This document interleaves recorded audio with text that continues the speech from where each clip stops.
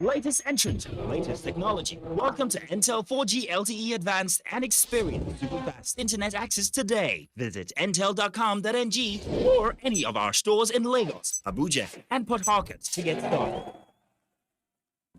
Intel. Live more.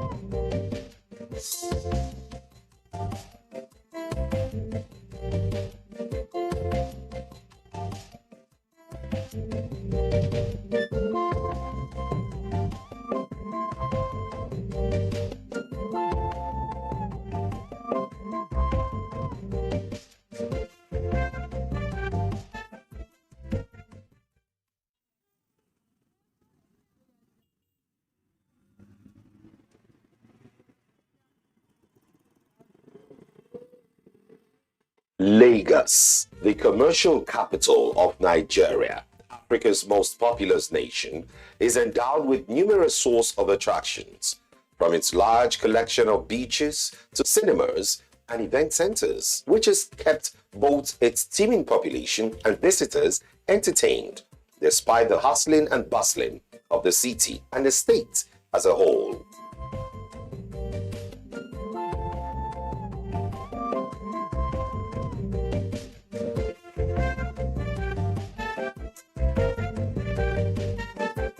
There is the tendency for one to overlook some of these treasures due to the fast-paced lifestyle of the people. One of such monuments that the state is endowed with is the National Museum, Lagos, located in the heart of the city itself.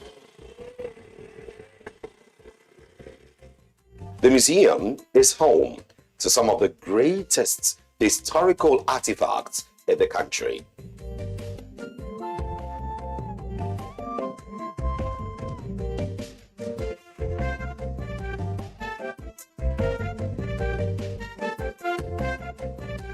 The museum, which received visitors daily from within and outside the country, had the rare privilege of housing a collection from all over the country, from the stone figure from Esie in Kwara State to the Benin Memorial Head from Edo State to an 1845 town gate from Bauchi, which was constructed during the reign of Yakubu I. The National Museum, Lagos, is indeed a repository of our culture and history.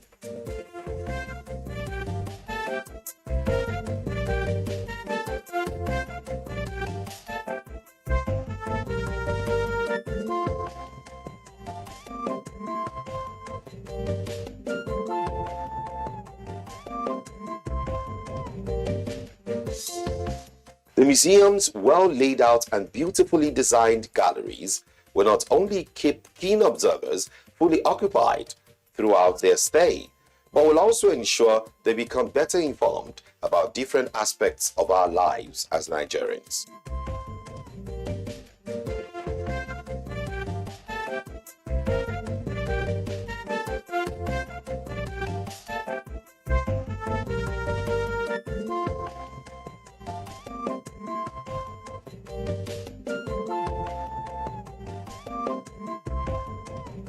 From the cultural ambience of the entrance to the aesthetics of the corridors, as well as other appendages like the museum kitchen, the museum jeweler, amongst other things, every visitor will surely have something to relish about this treasure in the heart of Lagos. The National Museum Lagos was established in 1957 by the English archaeologist K.C. Murray. And when he established the National Museum Lagos, he brought in a lot of, when I say objects, I mean artifacts, a lot of artworks that were very classical. We in the National Museum Lagos, where we can boast of most of the classicals, we have a large collection of about 46,000 objects, both in wood, in bronzes, terracotta, mixed media, pottery, and leatherworks. Okay, so here is where we can call the flagship of the National Commission for Museums and Monuments, because we have the largest collection.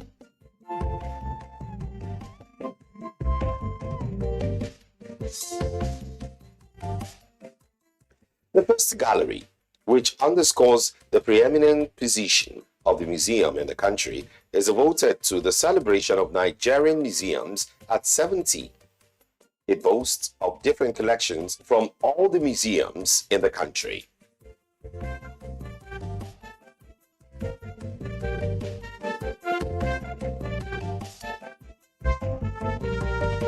Here we have an exhibition, and this is the first side of our exhibition. We have 3 exhibitions in the National Museum Lagos. The first one is called Nigerian at 70, an enduring legacy.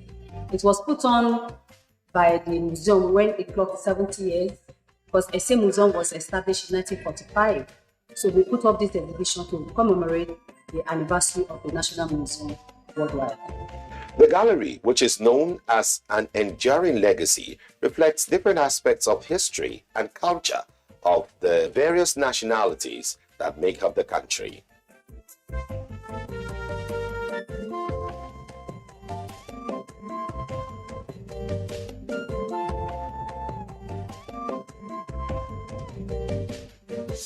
Some of the collections, which dated back to several centuries, pointed to the creativity of our people and how they painstakingly documented events in the olden days.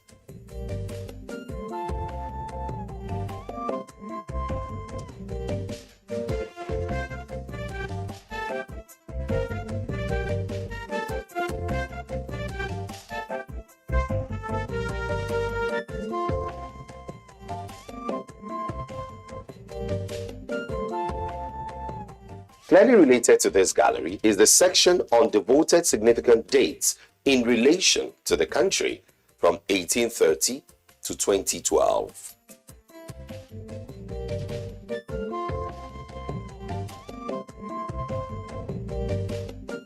The gallery devoted to the Nigerian arts in the Circle of Life is another fascinating collection, peculiar to the museum.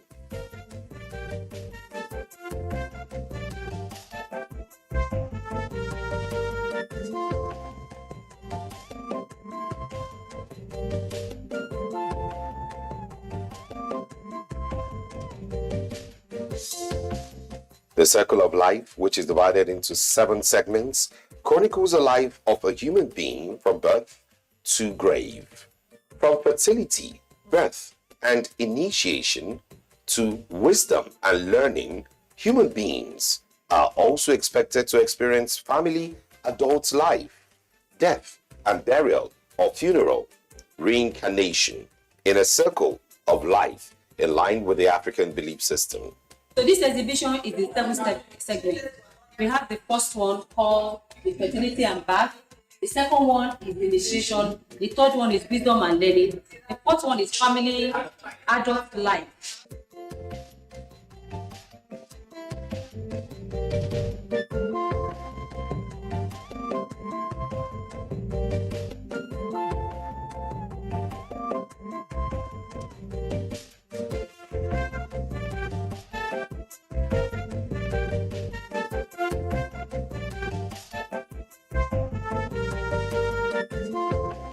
This is the 5th stage. Call it yes area economy. Like I've been coming back, previous stages. Now this is the second to the last stage here, which is now really this shows how the people have been buried and what they used to do, the bury activities.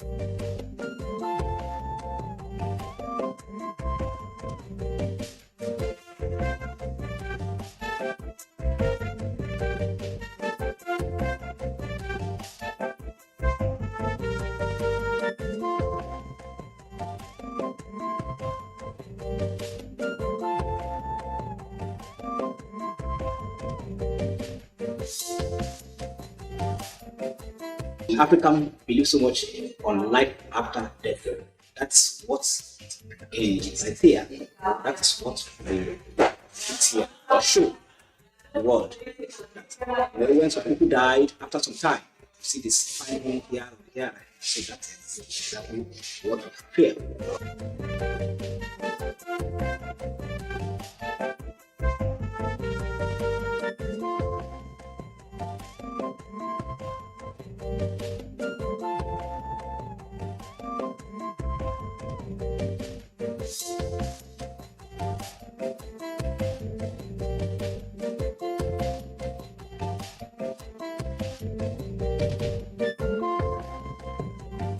That the circle of life did not overlook the role of external influence in the lives of human beings is indeed a pointer to the deep thoughts process behind this chronicling of the lives of our people. External influence has to do with the way the Europeans came into Nigeria and the way they influenced the arts.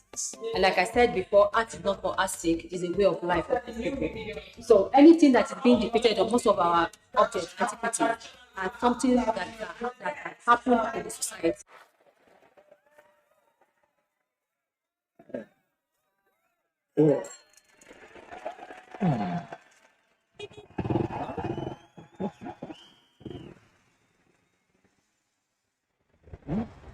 Latest entrant, latest technology. Welcome to Intel 4G LTE Advanced and experience fast internet access today. Visit intel.com.ng or any of our stores in Lagos, Abuja, and Port Harcourt to get started.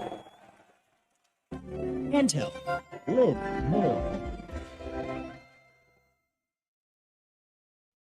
Another major gallery within the museum that has seen people traveling from different parts of the globe is the one devoted to the Nigerian government yesterday and today.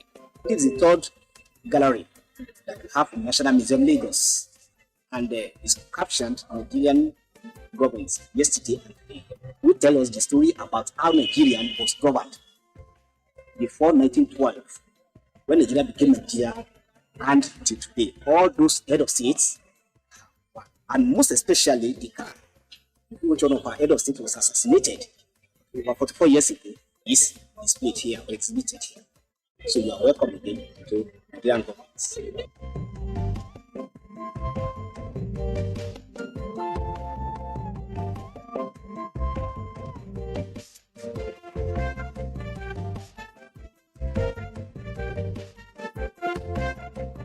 The colonial time was a time when Nigeria was not yet Nigeria. It was called Niger Nation there.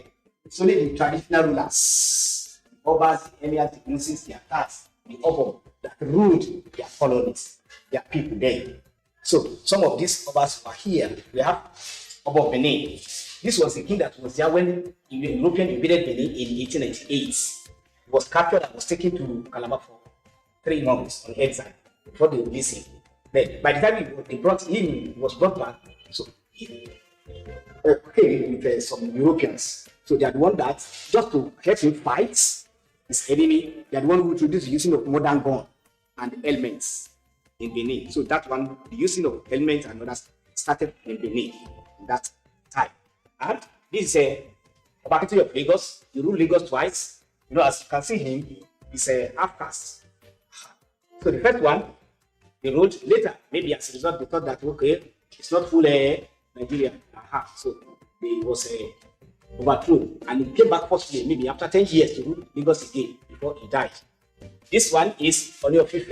You know, at least today, if you're in Nigerian culture, I can greet you, but when you are going to meet Oba, when you are paying an homage to the Oba, because the way you will greet Oba differs from the way you will. So you can see the examples. And this is Emir of Kano, and this is a beautiful nature and his wives. This is a king of Click Town. And this one, I talk Igala. Igala is in the middle belt. As we have for New York, as the head of Yoruba, of Oba Yoruba. So this one for middle belt here.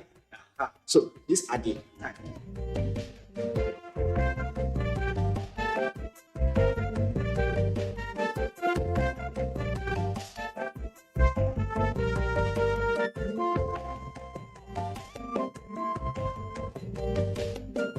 by 1912, Queen Elizabeth II visited the coast of Africa, and that was when he discussed with some of the overseers. That's then the relationship between them started, and that's when he started bringing people, those rulers. So those ones, they were titled governor generals. You are 8 in number, but because of the space, only 6 pictures can be shown. Like I told you, you are 8 in number, and they started their journey from 1912. Even during the World Wars, First and Second World War, they were still ruling the country. So this is the first president, and it was during this time that Nigeria was changed from Nigeria to Nigeria. The journey started here. That is post-colonial, right? This Tafawa Balewa, who was the prime minister, and Dr. Nana Azikiwe. And from 1960 to 1966, Azikiwe got 2 titles. The first one from 1960 to 1963 was given governor general. Then from 1963, when we got the republic, he became president. So there's it, and we have 4 regions in the country. That's Western region, Eastern region, Northern region, and Midwest. So before the army took over, 1966. Apart from situating the various parts of our history and leadership from pre-colonial era till date, it also houses a car that all visitors to the museum usually clamor to see. The well-maintained Mercedes-Benz car represents a major historical collection for the country. It was the car in which a former head of state, General Murtala Muhammad, was assassinated on February 13, 1976, during a coup attempt. We keep it in that shape. We keep it, is one of the exhibit that people come all over the world come and look at. In fact, some people come and said, okay, let's just take a look at the instance happened this afternoon. Somebody just came and said, please, I don't want to see any other thing. I just want to sight the car. So for us, for that car to still be in shape like that, we take a lot of care. Before, it was put outside just by the car park there. But after a while, we had to put a house, build a house for it, where we house it. And you see, every morning is being cleaned. We clean it very well. We clean it, and there's a lot of security around it. So it's not something that people can just come in like that.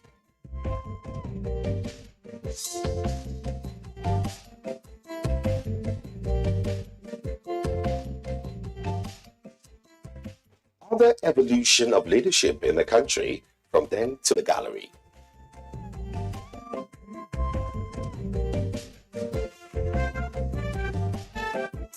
A collection of our occupation, culture, festivals, masquerades are also well displayed within the museum.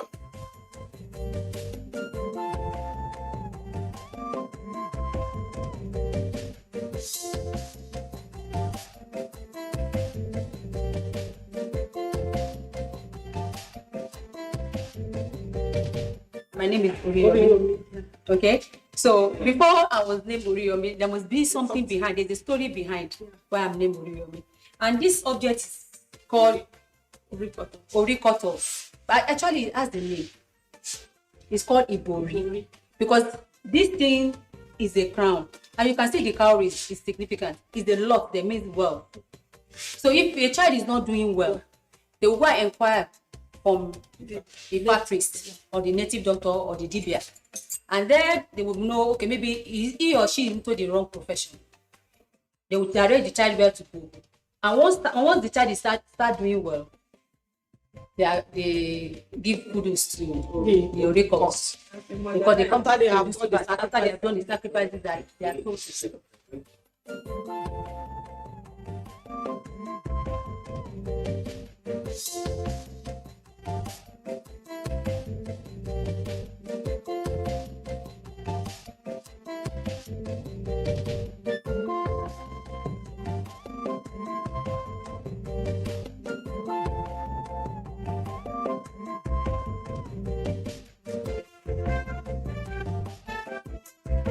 The last gallery, which is beautifully arranged within the corridor, also boasts of multiple collections of pictures and artifacts that are quite fascinating.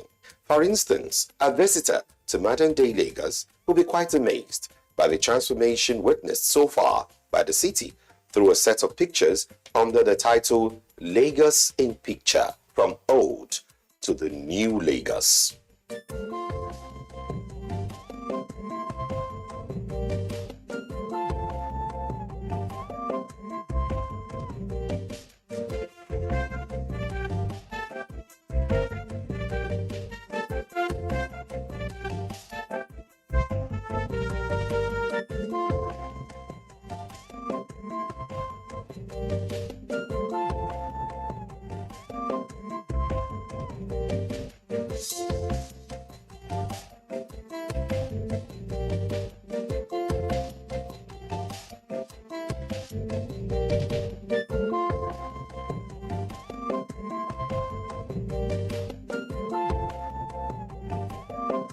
Another unique display in the gallery is a product of the collaborative efforts between the museum and NIPOST under the title Museum Objects on Stamps, which reflects how beautiful some of the objects in the museum look on some of the stamps available in the country.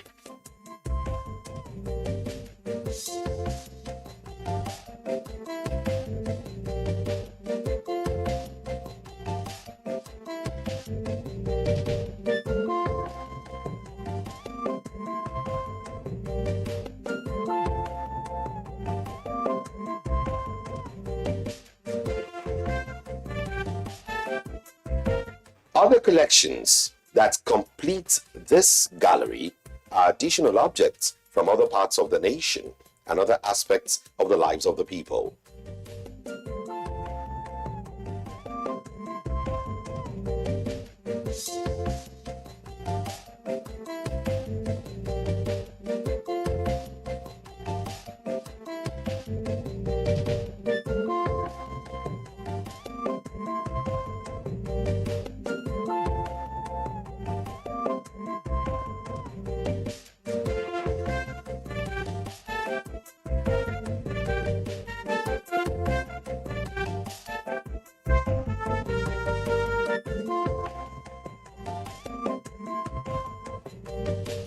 A unique feature of the various collections in the museum is the originality of each of them, hence the need for export permits for all those seeking to take an imitation or replica of them out of the country as a form of souvenir. Export permit section of the museum is a very important aspect of the museum because it is where we will give out permits for an artwork to be carried out. That artwork is just to showcase the fact that these works are not antiquities, they are contemporary artworks. So we give them permits and we charge them just 10% administration fee.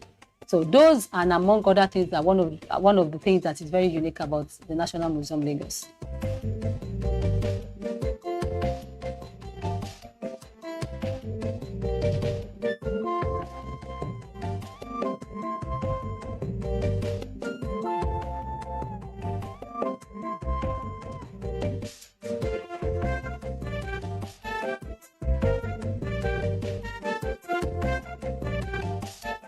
That such a treasure of monuments could be well tucked away within the ever-busy Lagos life is quite amazing.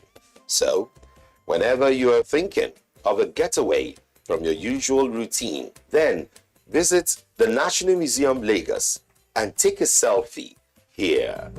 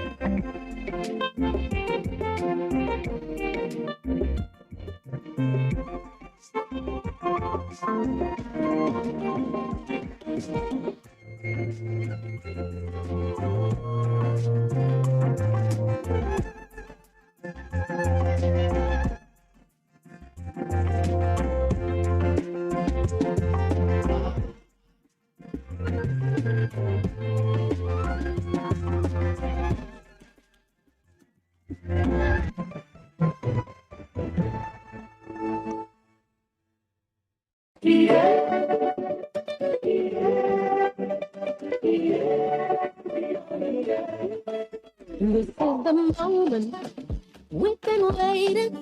It's time to rise up, do it again. Africa, do your dance now. Go do your winning dance now. So we never lose it again.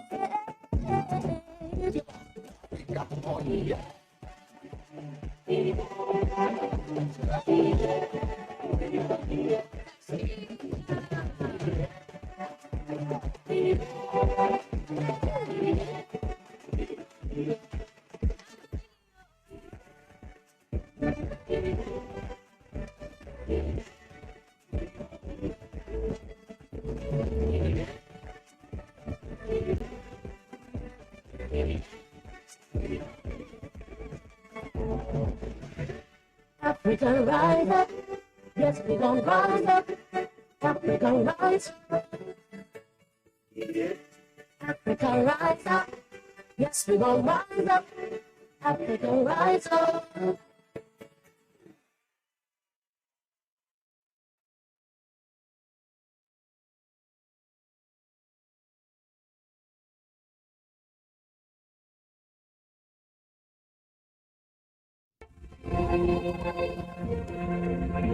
Welcome to Africa, the land of ancient civilization.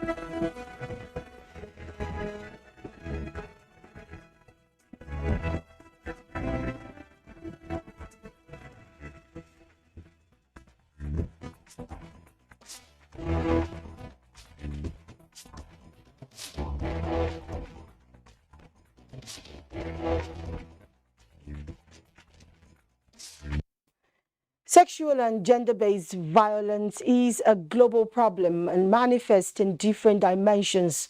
Sad but true, many have died through these horrific acts, and many more are living with the adverse psychological effect.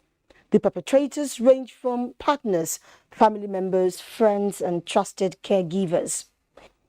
Dateline 360 today reflects on the 2022 16 Days Activism on SGBV as commemorated yearly to bring up issues surrounding the menace in the country and moves to end it. I am Omotola Mojola. Thanks for tuning in.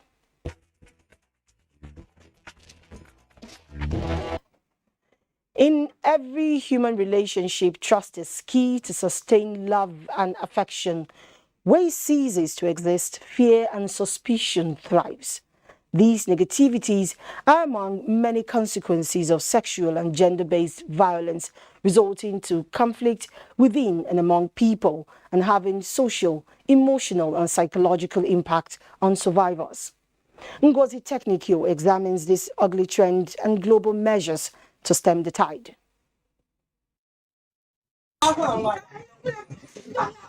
Scenarios like these leaves one wondering about what attracted these couples to each other in the first instance. It is pertinent to note that sexual and gender-based violence cuts across all gender, though most victims are women and children, particularly girls. Global statistics of violence against women indicates that 1 in every 3 women is a victim. Perhaps the reason why the 2022 16 Days Activism Against Sexual and Gender-Based Violence calls for unity to end violence against women and girls. The global activism to end violence against women and children came on board in 1991, and since then, about 6,000 organizations in approximately 187 countries have so far participated in this advocacy to eliminate all forms of violence against any form of gender. It has been indoctrinated into us from childhood that the male is the superior gender than the female. So that patriarchy is #1 driver. Because the man pays bride price, it has been indoctrinated into us that he owns you. You have become a possession of the man. So that translates into inequality in the distribution of resources and even fighting for resources. When you see a man beating a woman, at times you will think they are mates. She will beat the woman to the extent of she will land in the hospital. The 16 Days Activism were used by various organizations to engage in activities to sound the message loud and clear. And affiliates were all here and they have carried it in their state. So I want to tell you that the advocacy have gone down to grassroots, and by this we believe our aims is achieved. 16 days, I think it should be a month. Yes, because it's something that has stunted the growth of a lot of nations, so we have to do away with it. So 16 days is even too small, it should be a month. Children can be male, can be female. It is not the only female that had the violence issue, but we are more than that of the male. Though the 16 Days Activism for 2022 is ended, the advocacy continues. Nigerian women appeal for domestication and enforcement of Violence Against Persons Prohibition Act in all states in Nigeria, as well as speedy prosecution of perpetrators of sexual and gender-based violence to serve as deterrent. From the very traditional settings to modern societies, laws are enacted as a guide for social behaviors and prescribes punishment for the violation of such laws. In Nigeria, rape and other forms of sexual and gender-based violence are criminal and against the state, backed by the Violence Against Persons Prohibition Act and other related laws. How effective are these laws? Salwa Khalil Ibrahim will tell us. The prevalence of sexual and gender-based violence necessitated the enactment of the Violence Against Persons Prohibition Act in 2015. VAP seeks to prohibit all forms of violence against persons, protect victims, and punish offenders. The Act stipulates life imprisonment for rapists, while offenders of 14 years of age and below will get 14 years imprisonment. In other cases, a minimum of 12 years imprisonment without an option of fine. When you look at our society generally, they are prone to a lot of violence, and that's what VAT has come to address, to bridge the gap and reduce the form of violence against women and girl child to its bare minimum. So the society at large has a lot of advantages to gain because the law has made it clear how they can enforce their right against any atom of violence against them, not even physical, even oral. When you abuse or you insult any individual within this bracket, they also have right under the law to enforce and get justice. And not only that, the law also make adequate arrangements in form of compensation for victims of this particular violence. Sexual and gender-based violence has no phase, and in spite of laws and punishment prescribed, the cankerworm continues to bite on innocent individuals, male and female alike. Based on religion and tradition, many of our communities are finding it difficult to accept that we want to protect our children. From the parents and the relatives, we are having the most problems. We have sensitized, they know what we are doing, they know how it should be done, but they will just say on grounds of relationships, they want to withdraw. And if they say they withdraw, we can do nothing about it. The law is there to prevent, promote, protect anything that has to be done against the rights of a woman, and also punish offenders or perpetrators of those crimes. The laws in place, nonetheless, implementation has been noted as a major hurdle across board. So far, 34 states and the FCT have domesticated the Violence Against Persons Prohibition Act (VAP), and some states have gone the extra mile with stiffer punishment. It's up to the judge that are treated over the matter. There are some cases when they look at the level of violence, the level of how the person went out, they might give the person just life, not even 14 or 20. That's why it's 14 years to life or 20 years to life. Those are the punishments. The government can come in to strengthen these laws at the state level by public sensitization of market women, capacity building for law enforcement agents. Over the years, there have been reinforced advocacies by different pressure groups and organizations to protect women and girls from abuse, even beyond 16 days of activism.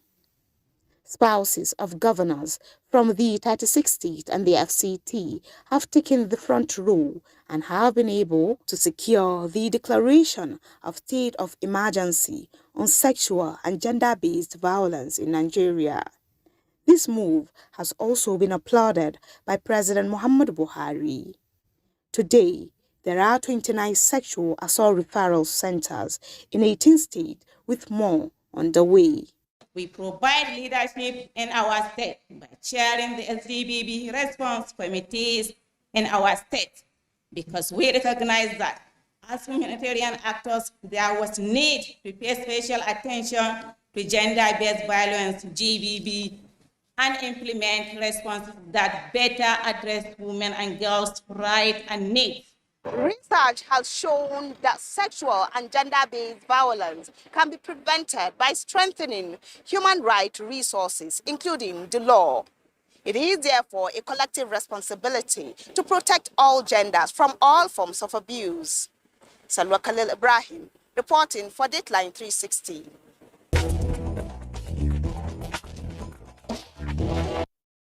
Now, the fight against sexual and gender-based violence continues to gain grounds as the advocacy goes beyond lip service. The VAP Act, a testimony to collective will to end the menace. In our next piece, Ometere Chiedu. Based violence has been described as an act against a form of physical, emotional, psychological, or sexual violence and denial of resources or access to service. Over the years, the menace has been a recurring decimal which has generated concerns from various quarters, especially the civil societies and relevant government authorities like the Nigerian Television Authority through its Newsline program in 2015, Karu local government area of Nasarawa State, which gave birth to the enactment of the 2015 Prohibition Act by the National Assembly within 2 weeks of the story during the leadership of Senator David Mark, who supported the NTA crew with a full complement of the members of the Senate Committees on Women Affairs and that of Police Affairs on a visit to the Nasarawa State Police Command. Activists have been working in this area, and the governor's forum now accepted that yes, it is an epidemic, and the government now declared a state of emergency on rape and sexual violence. States now have what I would describe as adequate legal framework for dealing with different forms of gender-based violence. But you know, the challenge with law is that law is not self-enforcing. Law requires commitment to enforcement. Enforcement starts, first of all, with creating awareness about the law and building confidence of the public in the commitment, the political will to enforce the law, because people have seen too many laws left unenforced and they don't trust. However, as the law against gender-based violence stems the tide, there are other issues. It depends on the offense. For sexual violence, defilement, sexual assault by penetration, ranges up to life imprisonment. We have other types of sexual assault, like sexual assault, sexual harassment. Those go for like 3 years. And of course, domestic violence, if we leverage on the criminal law of Lagos State, a person who is convicted can serve up to 7 to 14 years imprisonment. Administration of justice should be survival friendly. Protection services and support services should be survival friendly, and other things that also support survivors and enable them to get healing from the trauma they have suffered. We're not where we should be, like many other things. Maintaining a database is a lot of work. It takes a lot of resources, especially because when you talk about database, it's not just having it in one place. It is also making it accessible to other, other people, other institutions. So if there's a database, all the institutions and all the players in the spectrum must have access to it. So the need for continuous sensitization on mainstreaming gender sensitivity and equality has also been outlined as a way forward, including proper database documentation in the prosecution process. A lot of sensitization is going on, not just by the agency, also by other departments and agencies of government. I know that WAPA is doing a lot of sensitization.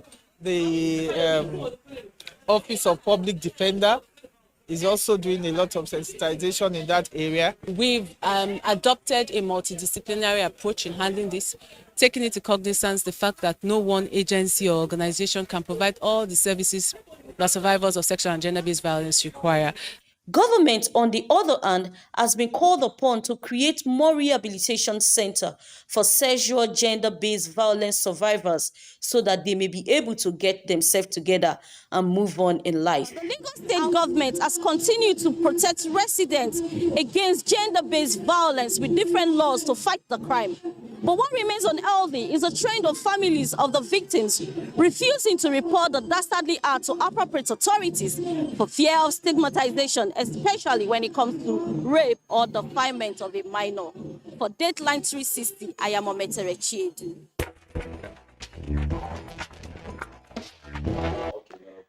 Thank you, Ometere, for that report. Like Lagos, the Kaduna State government has also put in place drastic measures towards ending sexual abuse and gender-based violence in the state. Tukan Wundung reports that to support this, several women groups are engaging traditional institutions to create more awareness to ensure full implementation of enabling laws that protect the rights of women and children in the state. She takes a look at successes recorded so far and the need for more collaboration among key players.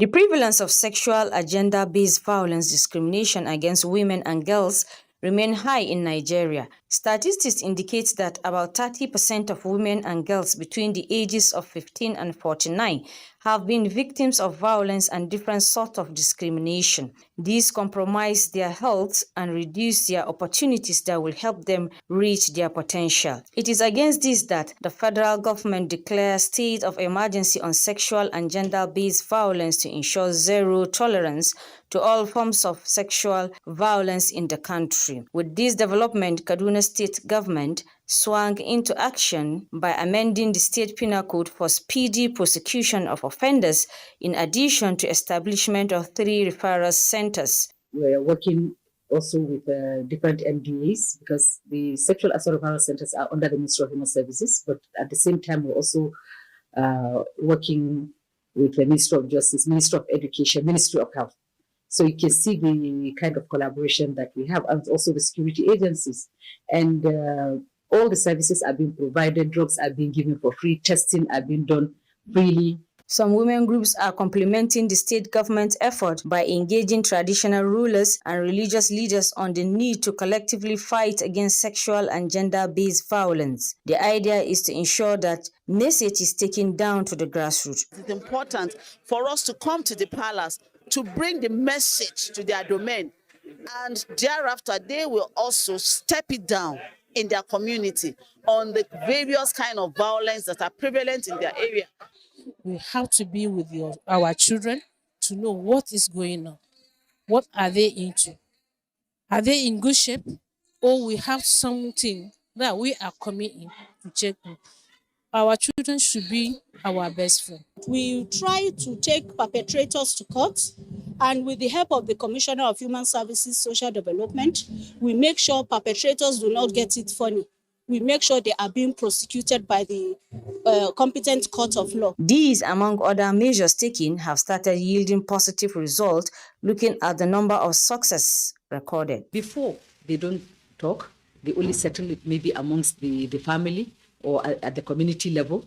They don't come to, openly to report. But now, because they know that there's a system in place, they come out to voice their grievances and also to seek for justice. With the support of traditional and religious leaders, through advocacy and sensitization, the fight against sexual and gender-based violence will continue to record successes in Kaduna State. This is one of the centers established by Kaduna State government to checkmate sexual and gender-based violence in the state. The state government has also opened sex offenders register in Kaduna. Gloria Tukenwadu for Deadline 360.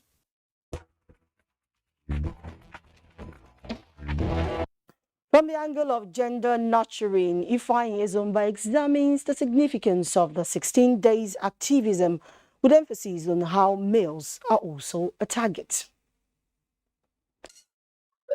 The impact of sexual and gender-based violence could be devastating for survivors and their families.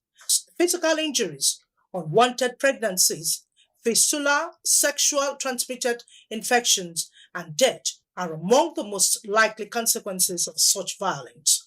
Survivors often face social stigma that increases their vulnerability to further abuse and exploitation. Gender nurturing in the society. How does it affect gender-based violence? Their tabula rasa, that is, their mind is empty. It's what you plant into it. So right from home, at that tender age, they should, for instance, in some home, some people say, my son, don't come and pout the damn. Let only the lady. You have already started demarcating what is belonging to a man and what is belonging to. Or when the two children come from school, both of them went to school, they came back, you ask the boy to go and play football or go and lie down, or the girl should come and cook. It's wrong. As long as a child can be able to say, mommy, daddy, can call mommy and daddy, we should be able to train them that nobody should touch your body. If they touch your body, this is the outcome. Because the rate of crime now is very, even to the extent that a 3-month-old girl, you see some people molesting them. While the society is looking at how to curb violence against women, there is also the need not to overlook boys, men, and sexual minority groups. Like I have a song. I say, you are a man, lift it up. You can do it. You are a man. And that word alone suppresses that feeling and that, that voice of theirs. A human being is a human being, no matter what the person, no matter the gender, a male or a female. Boys feel pains, girls feel pains. Boys can lift up everything. A girl can also lift up the same thing because we've all got the same bone, the same strength. You can help a lady be a girl and be a strong girl. Don't tell her you are a lady, don't touch it. You are a girl, don't touch it. You are weak, don't worry. Boy, come pick it up. If that is what you are saying, it makes the girls look at themselves as weaker. Should be treated, both men and women should be treated equally. Due to social cultural norms linked to masculinity, there is persistent gender stigma associated with sexual and gender-based violence for male victims. The activism is very, very important for the students to know where they belong, what they should do, and what they shouldn't do, and what their rights are. We should teach the male and the female how to speak out. We should be able to speak out when something is wrong or something is about to happen to us. Female are going through a lot right now. So female are married at young age, while male they can choose when they want to marry. 16 days activity.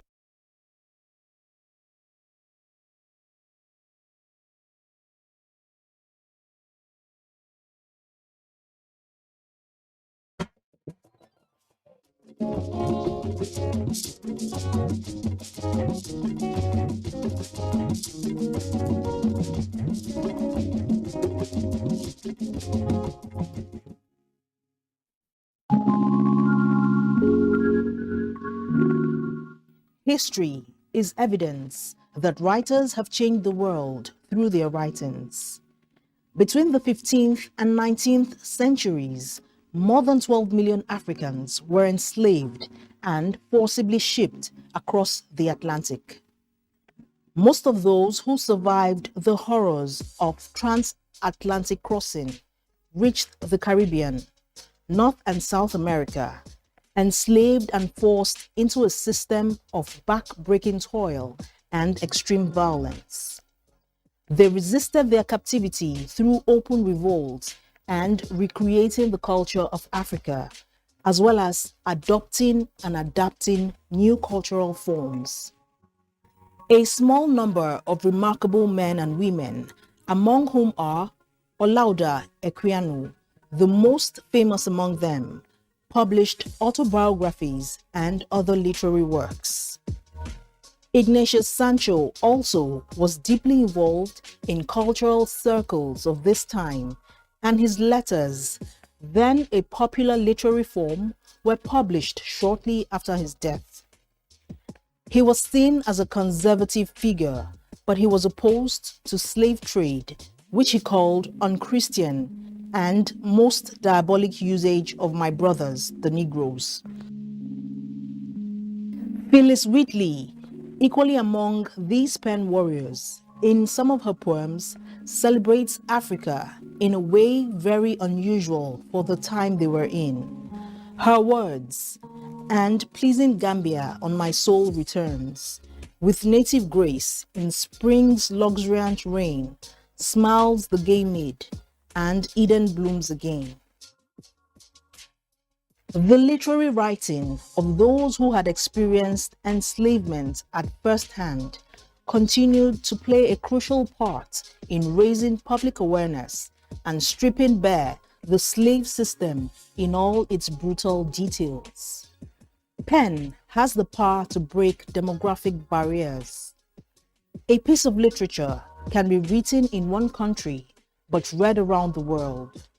Writers fight against various social ills through their teachings and knowledge, thereby bringing changes in the society.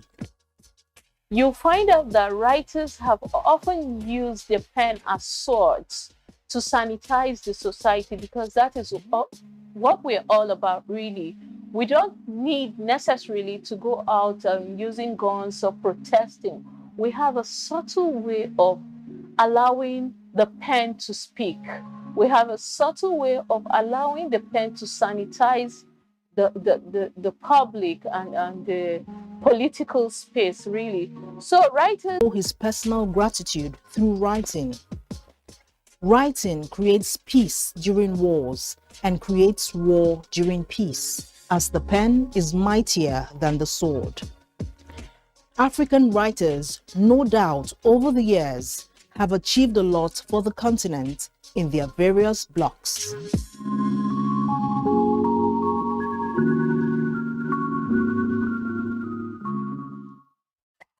24 hours a day, 7 days a week. You can watch NTA International live on your TV, computer, iPad, tablet, and phone. Log on to visiontv.co.uk and click on Entertainment, then NTAI. You can also download the iOS or Android app on your mobile devices to watch NTA International on the go, anywhere in the world. NTA International, your window to the world.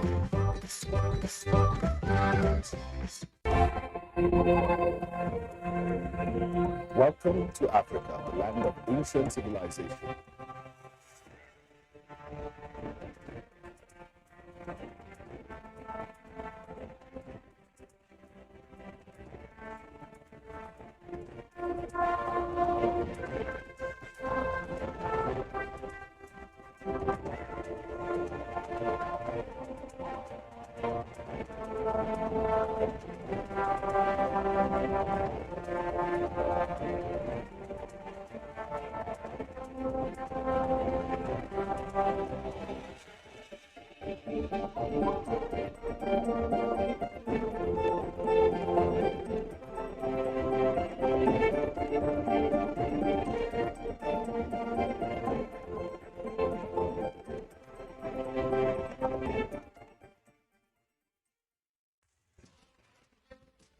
From dusk to dawn, 24 hours a day, NTA International is with you.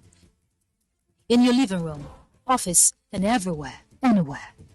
We provide the company you desire in terms of balanced and up-to-date news, programs, and the best of entertainment.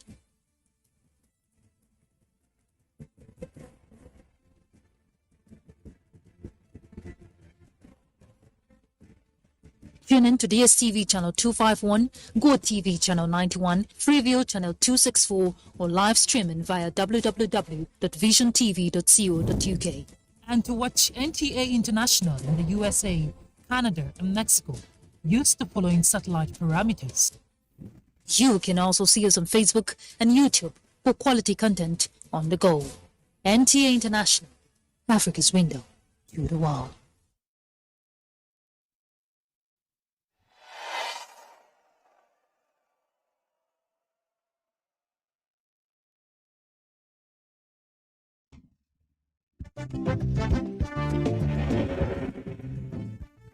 And there's the start. And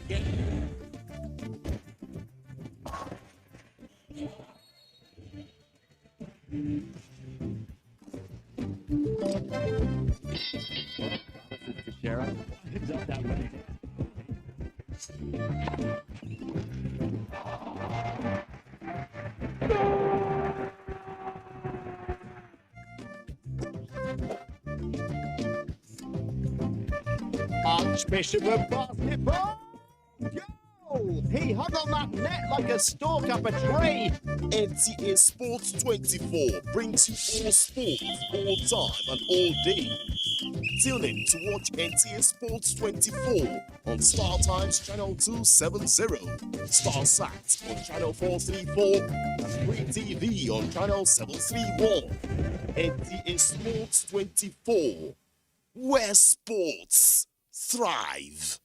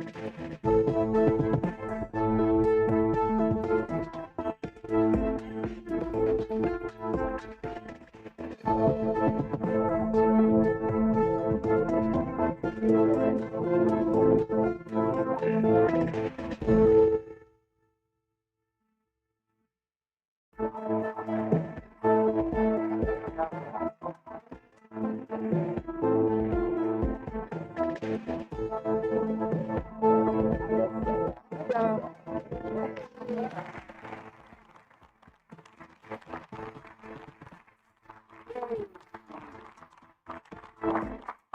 you're welcome to this fabulous episode of Binge with Game Changer.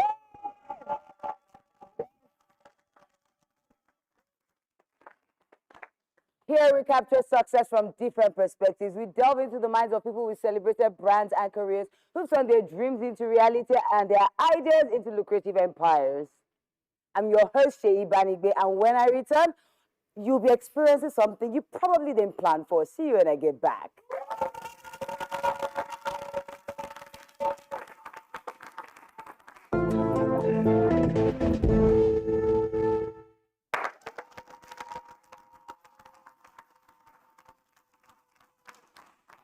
Welcome back to the show. I'm excited. We're about to meet Nigeria and Africa.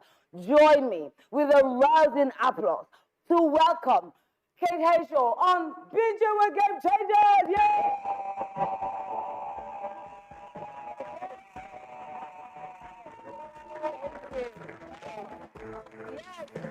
Yes, we are excited to have you on the show. I'm excited to be here. Yes. We're smiling at each other. All right. So I'm so excited. I have questions.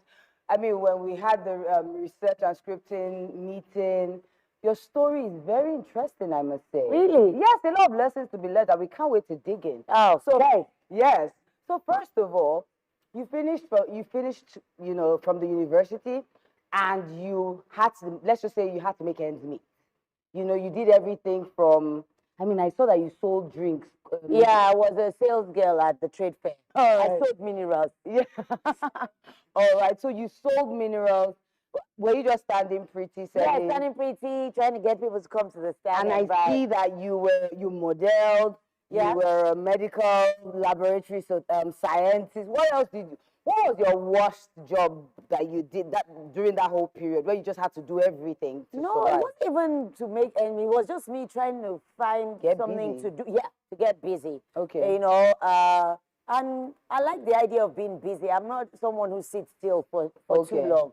So there was no bad experience. I mean, did my youth service. In a mini place. Feeding you. Yeah, they were taking care of me. So it's not as though I didn't feed my parents till I got married. Oh. So yeah, everything was fine. It's just that I loved being independent. Okay. Even while at home. Okay. So that I could afford the things I wanted. You know, if you go to your dad and say I want, you say no money. I have my own. Yes. And which even makes it more interesting that, you know, you even had parents taking care of you and you went doing all of this, because I've met some graduates these days that will say there's some jobs they can't do. You know, and to think you were a graduate, you were selling drinks. I was at the Lagos Motor Fair selling cars too. You know, one of the girls that stands and displayed the car. And she was a graduate. Yes. Yes, I love that. I don't see anything. There's no job practically that you were not ready to do. Exactly. Yeah. And I saw that you were actually supposed to go on to study medicine when you finished microbiology. Yes. And you never did? No. Do you wish you did? Or you're happy you didn't? I don't like the sight of blood. Oh. So, yeah.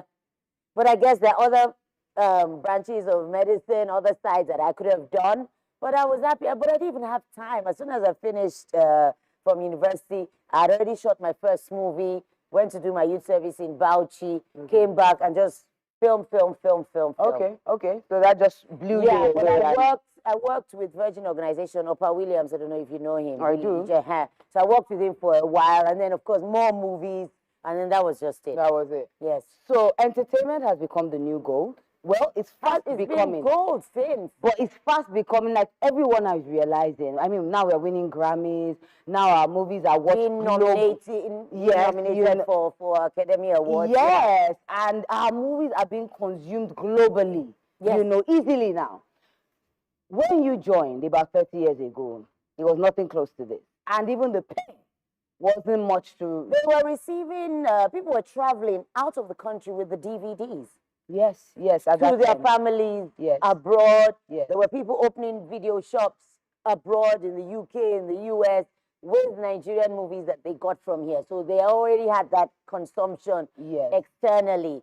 But for you, the question is this now. For you then the pay wasn't fantastic. But 30K, I got 30K for my first job, and that was a lead role. Oh my gosh. Yeah, a lead role. 30,000 naira. So now my question is it that you saw something there? Why did you stay? Because I was that wasn't a lot of inquisitive. money. I was inquisitive. I did the first movie out of curiosity, and then went to do my youth service. When I came back, I had people like pointing at me, like I'm like, what's? I didn't even know. I had no idea. Yeah, I didn't even know anything. I'm like, why are they looking? They're calling me a funny name. I'm like, why? My head didn't connect.